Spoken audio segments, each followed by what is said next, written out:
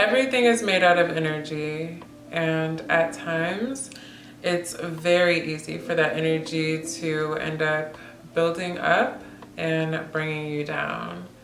So getting into the habit of removing any stagnation or negativity that could be lingering in your space is the perfect way to add balance. So here's some ideas on how to call more light into your sacred spaces. Hello, it's your witchy bestie Roselena. Much love and thank you for joining me, everyone. So in today's video, I am going to be sharing some fun practices that you can adopt today for clearing out energy and inviting peace into your home. Energy cleansing might be needed for a wide range of scenarios that you might want to have uncrossed. For example, something as small as someone's ill will towards you, or a unlucky streak of misfortune, to even something as major as a psychic attack.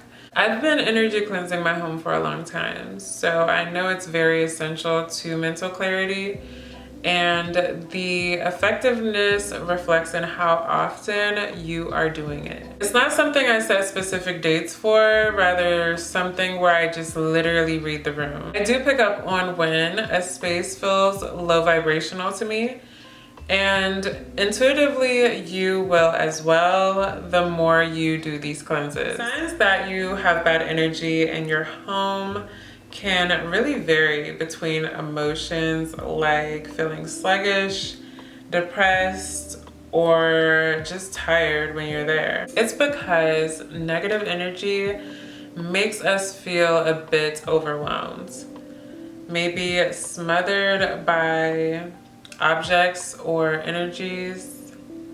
So really listen to your body when it shows you and tells you the signs that it may be overdue for a energetic cleanse. Houses with positive energy are gonna feel very fresh, relaxing, and vibrant to your soul. So naturally, the people who dwell in places with positive vibes end up enjoying it there and thrive in that environment. So I'll start with the basic tips on how to cleanse and purify. These things you could do alone or with others. I personally do them alone because I live alone and I just have a certain vision of how I like things to be laid out. But I see if you want to include family or friends, this would be a very fun bonding experience that could be for a greater purpose. One of my first tips to cleansing your home is clearing out clutter. And that's not just my minimalist self talking, because clutter is one of the biggest sources to stagnation and stress. Clutter will make a room feel unwelcome and often uncomfortable. So it's best practice to bless it, clean it with intention, and show it extra special kind of love, you know what I'm saying? Because if you're connected, then you probably already feel that there's an energy in that space. So if you have a messy home, then you are most likely attracting some disorganized or chaotic energy to you. I take this time to remove anything that gives me anxiety or distress. That is usually something that may be promoting some bad habits that I'm trying to break or gives me bad vibes. If the answer is not that obvious to you right now as to what should stay or what should go, then you need to spend that time with your items to think to yourself and ask, what do you really love? What do you actually need? And what brings you pleasure? A smart way to experiment and see how those individual pieces are contributing to the overall energy in the household is to temporarily store them somewhere where you're not seeing them or thinking about them, and revisit them at a later time. Or either you could just move things around a bit. There are a number of spells out there for cleansing and purification. You'll see a lot of lemon mentioned, or citrus in general, oranges, things like that. You'll see salt, vinegar even.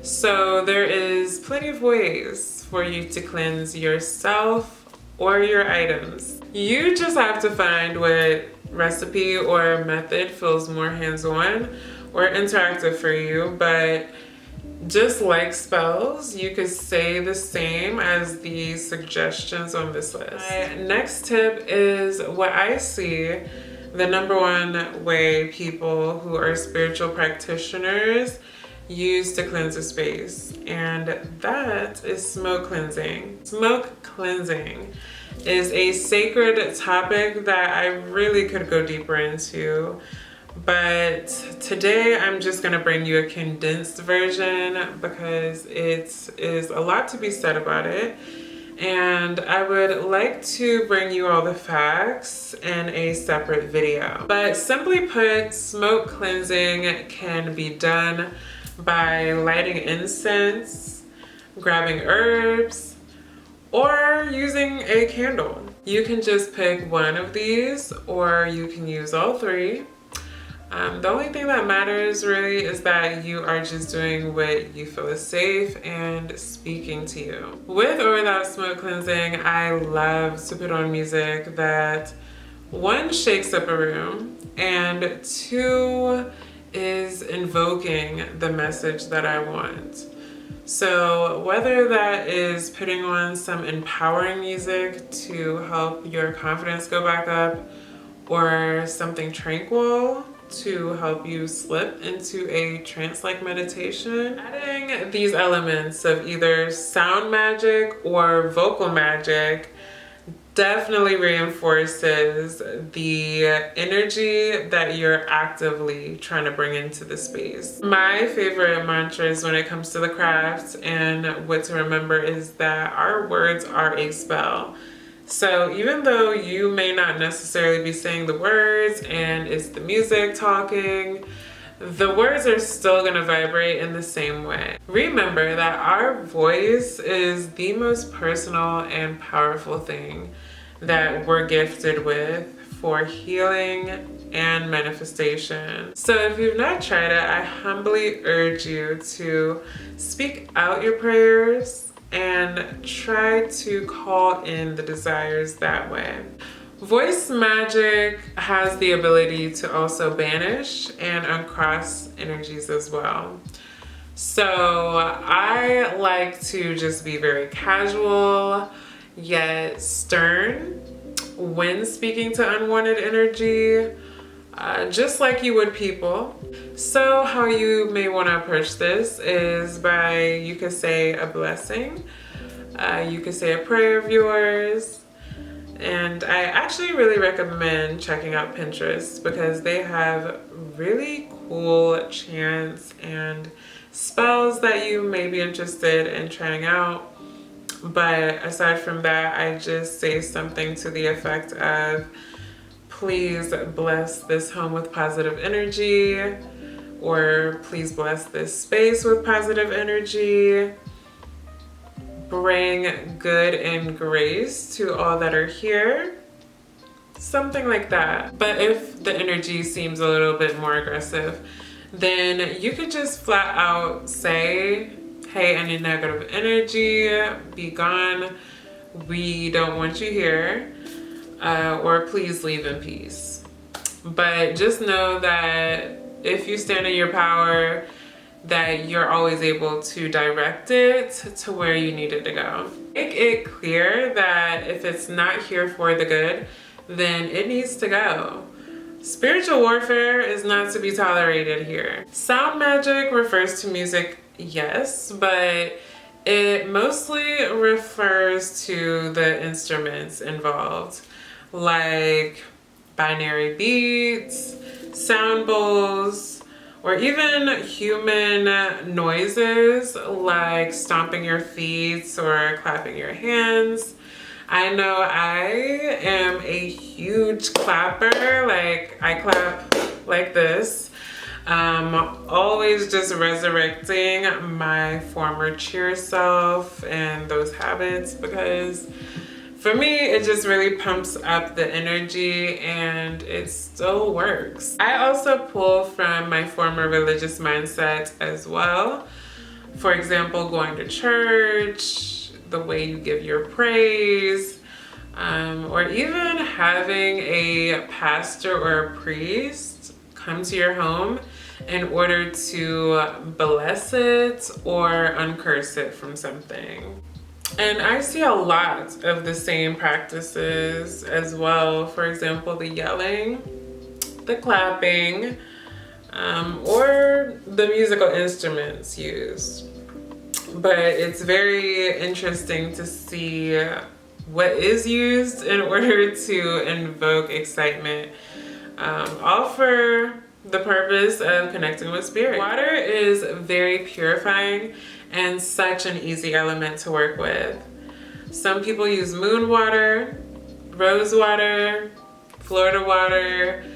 You can use tap water. Typically, you would just walk around the perimeter of your room or your home and sprinkle it around.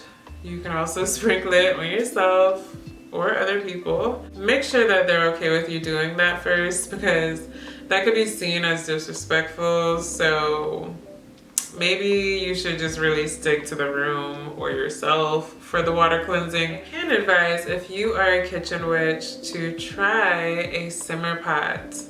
Now this is really good because you just grab a pot of water and you throw in some herbs, some fruits. If you are just using this for the scent and the scent only, then you can add some essential oils in there. But you bring it to a slight simmer and it gives a nice, fresh, aromatic cleanse to your home.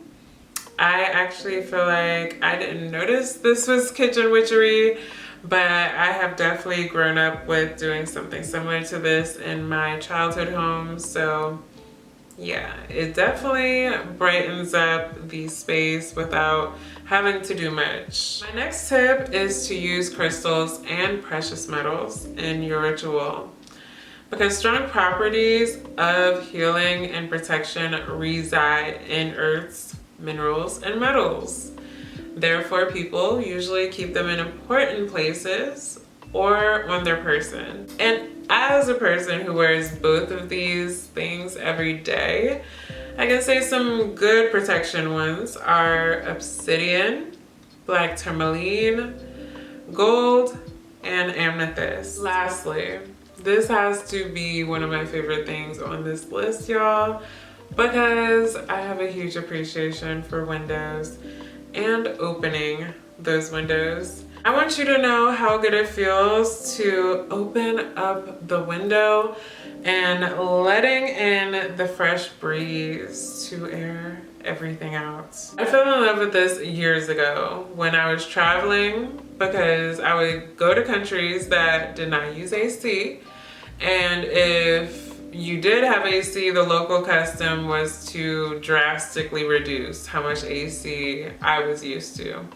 So just not even having AC most of the time, or relying on fans a lot, and just letting the house breathe and air out. For the first time I'm realizing in my life, it was just something so deprived for me, and I didn't know that I was onto something, but I really was, because later on, like fast forward, I watched Selling Sunset and they always referred to this as indoor-outdoor living.